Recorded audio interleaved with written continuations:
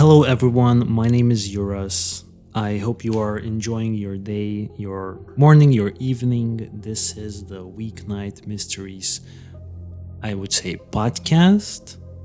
Is it a podcast? I have no idea what this is. We're just doing YouTube videos right now. A mixture of both. Yeah, a mixture of both. Let's call it a podcast for the sake of it.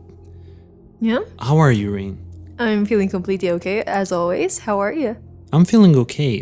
Today we have a new case that we want to bring up some awareness to, and I've been actually really trying so hard to crack Yeah. this one. And you've seen me. I was trying to crack You've this been one researching this for days. for days, and it was difficult. We're going to be talking about the Marissa Carmichael's disappearance. Marissa Carmichael is a 25-year-old mother of 5.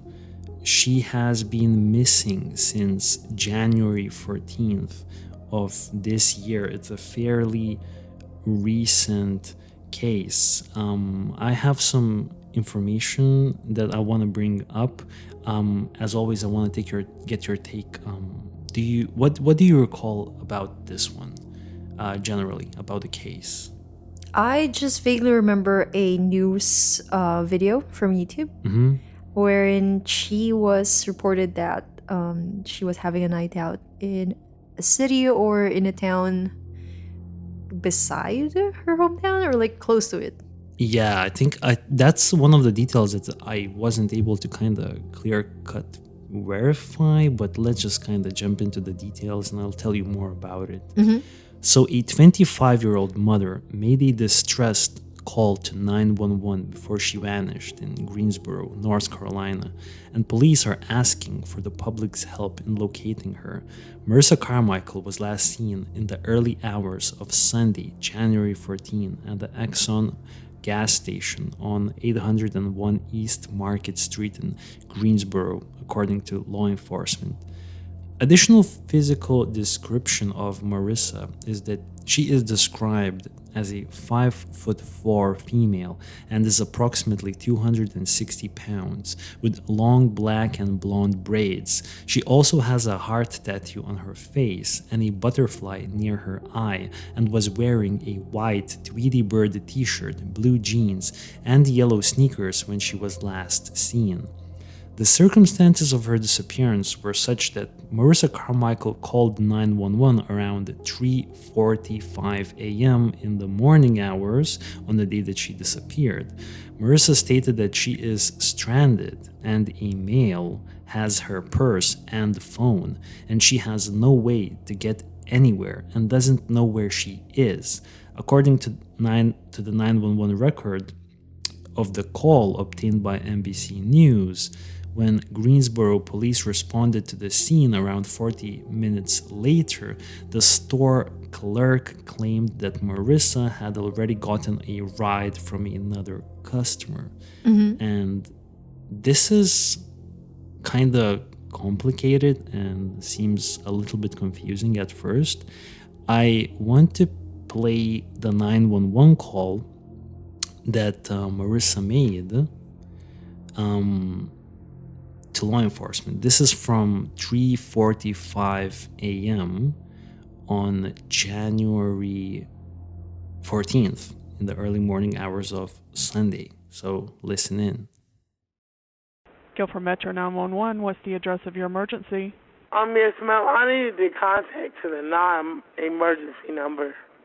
It comes into the same center. I can try to help you while I have you on the phone, and I can give you the Okay, number for yes. future use. I don't know where I am in Greensboro. I just got all my stuff throughout the car. He took off with my phone. I have no clue where I'm at. I have no numbers, nothing. Are you at a business? Are you hurt and needed an ambulance? No, I'm not. But I mean, like, he told me to come into the store and grab some shit and, like, took off on me, and I don't know where I'm at. I'm in the middle of Greensboro. He took my phone. I don't have my phone. That's not going to help my problem, though, ma'am. I'm stuck all the way in Greensboro, and I don't know where I'm at. Okay, you just told me you're at an Exxon.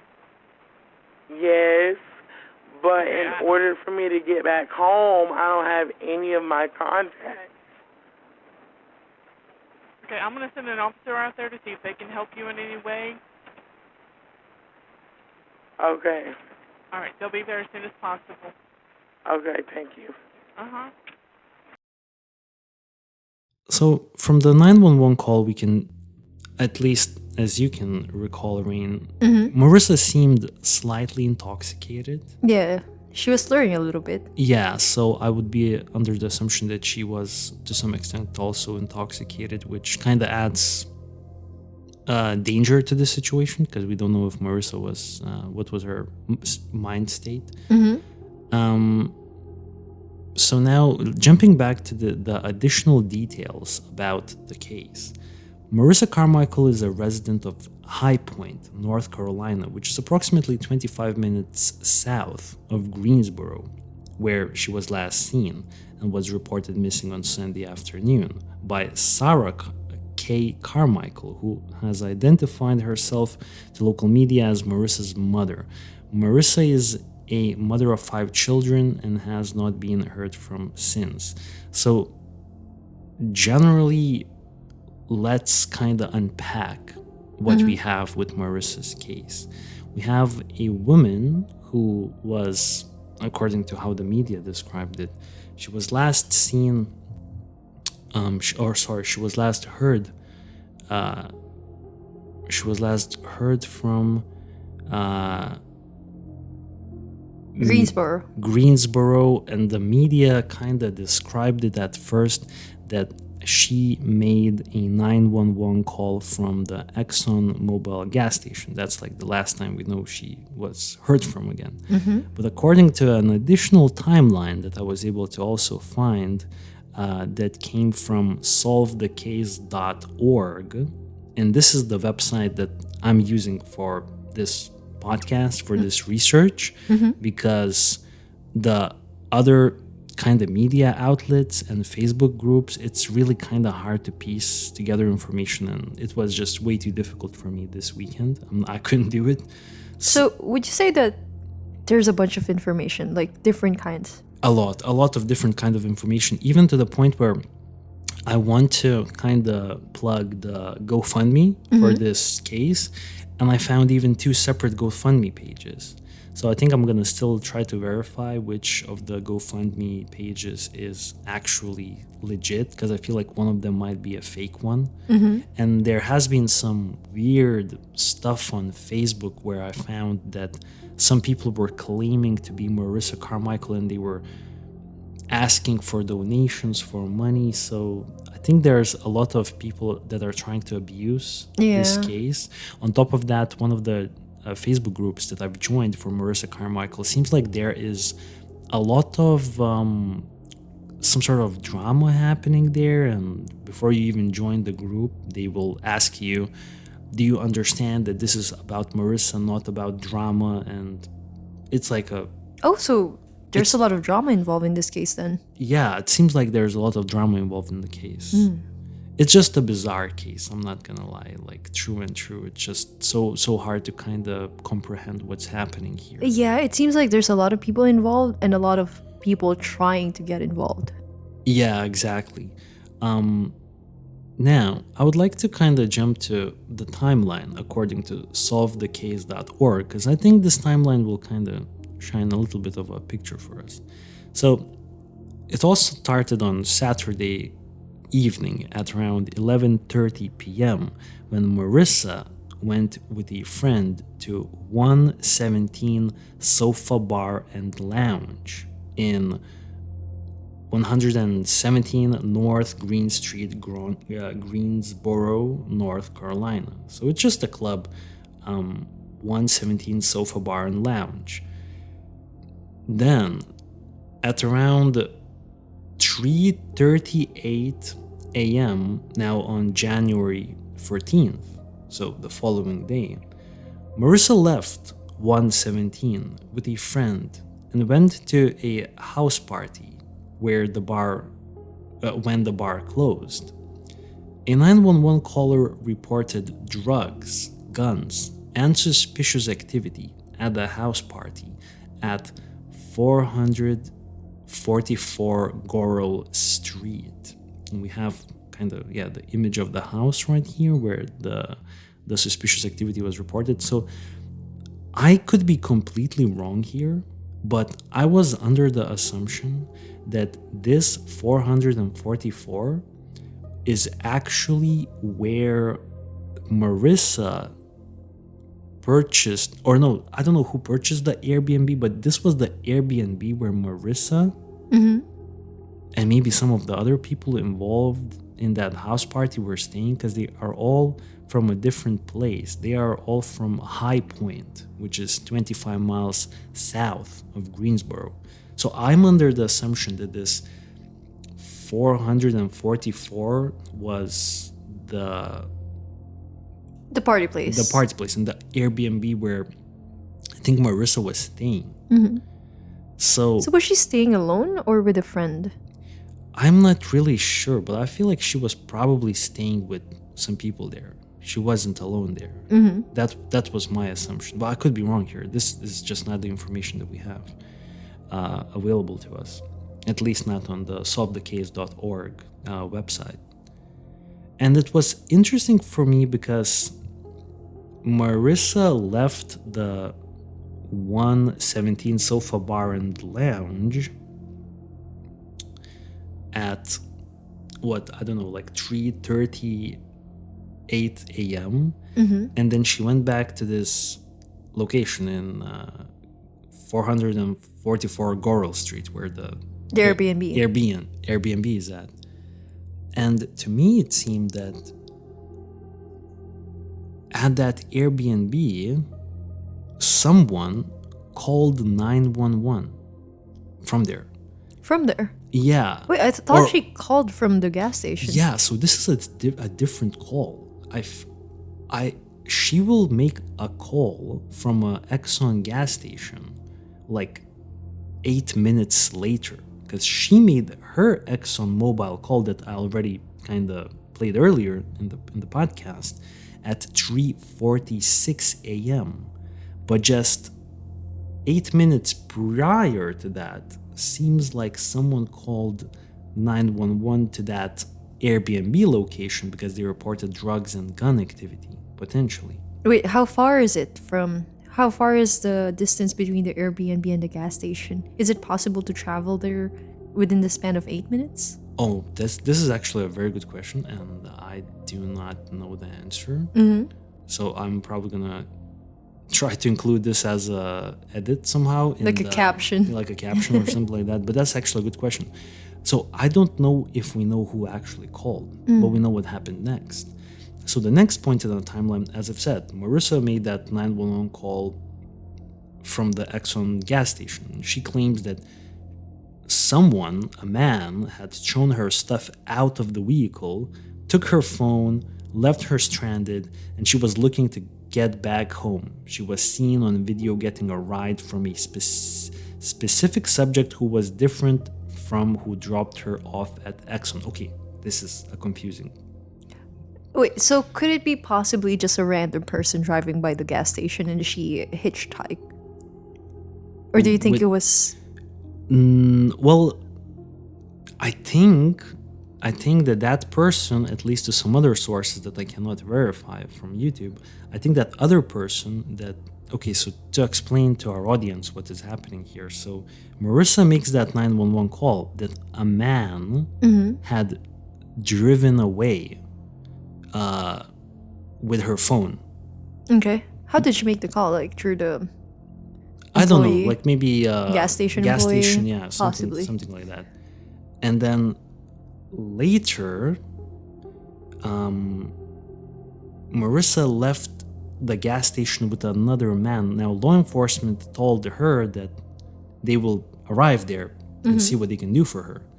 But she didn't wait for them. She got into a car of another, I would say, man, because I kind of know, I think I know who this man is, but I don't want to include him to the podcast because it's unverified information. And I think that man was also from the original party at the Airbnb, the same where there was drug activity reported. And so the next time point that we have is that at 4 a.m. that night, so around 15 minutes after that Exxon mobile phone call, officers had arrived at the Airbnb party first. And they left in 17 minutes. They left at 4:17 a.m. after they had cleared that Airbnb party, and they reported seeing no guns or drugs at that location. After that, 3 minutes later, they were, I don't know if it was the same police officers or different ones, they were already at the Exxon, and they talked to the clerk, and the clerk told them that Marissa had already left with someone else. And so the next time point that we have is January 14th, and this is where things kind of got super confusing for me. So 27 minutes later, at 4:27 a.m., Marissa tried to contact the first friend she went to the club with using the Facebook account of the person believed to have picked her up from the Exxon gas station. Okay, do you understand what's happening here? Not quite. Okay, I could try to break it down. Okay, there was the first guy who dropped Marissa at the gas station, and then he drove away. This was the same guy who threw away all of her stuff. Yeah, Okay. exactly. But Marissa somehow found a ride with some other person, Guy number 2. guy number 2. So at 4:27 a.m., so this is around, I don't know, like sometime that she had already left the Exxon gas station, she used the guy number 2's Facebook to get a hold of guy number 1 who threw her stuff out and had her phone. Does that make sense? Interesting, yeah. Yeah. But why? I guess to kind of get a hold of him, get her phone and purse back. That's my assumption. Oh, I see. And then at 5 a.m., Marissa called her father's phone and asked to speak with... Using the guy number 2's phone. Most likely. Yeah, but we have no idea. I think so. Marissa called her father's phone and asked to speak with a friend that lived with them, with her father. Marissa explained what was going on and was trying to get contact information from the person she left the house party with and who still had her phone.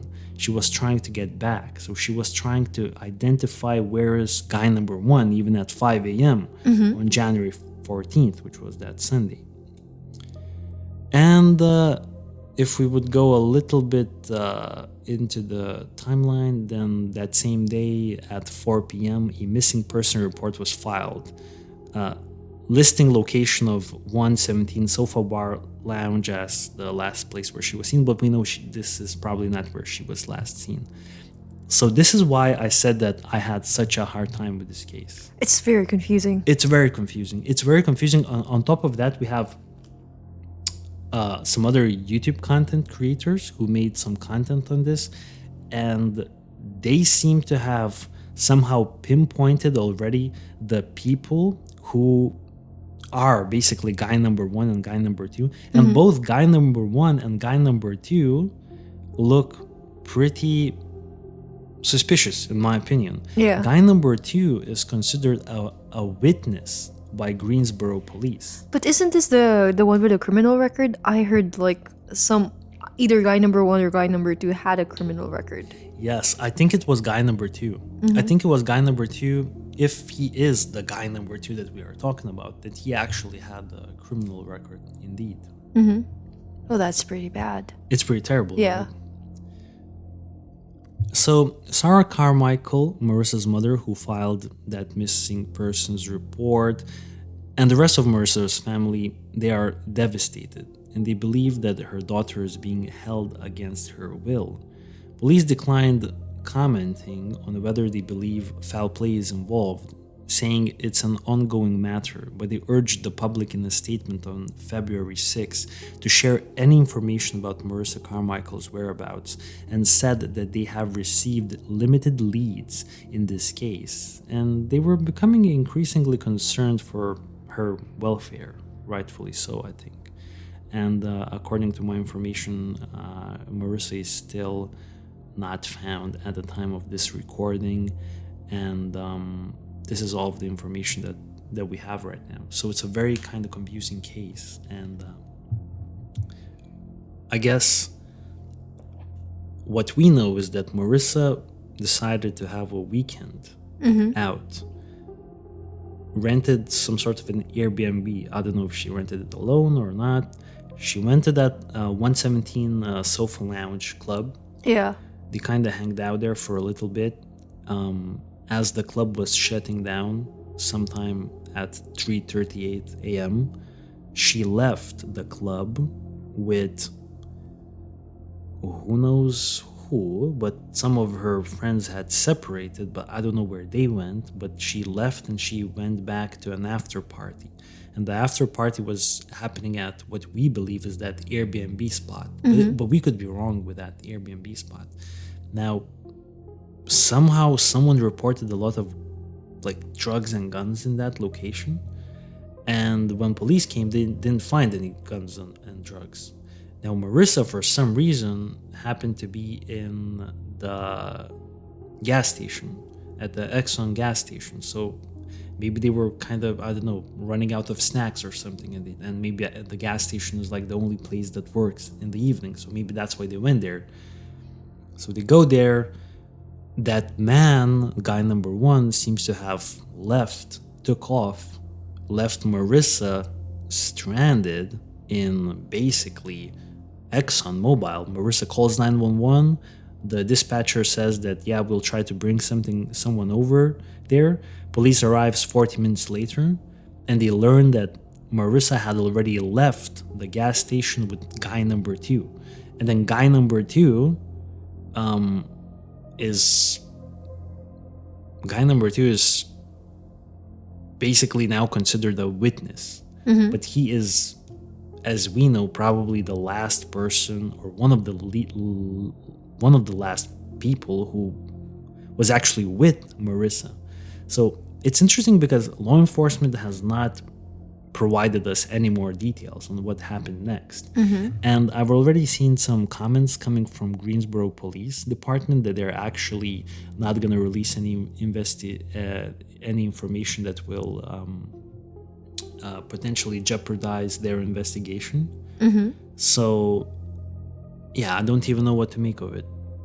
That guy number two is a witness, but I don't know. I feel like we are definitely not informed enough to kind of make any more assumptions here.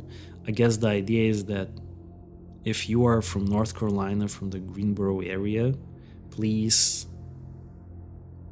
provide information if you've seen Marissa Carmichael, or if you have any other information, because the information that we have right now, very confusing. There's a lot going on. There's a lot of different versions, and it's kind of contradicting, actually, sometimes.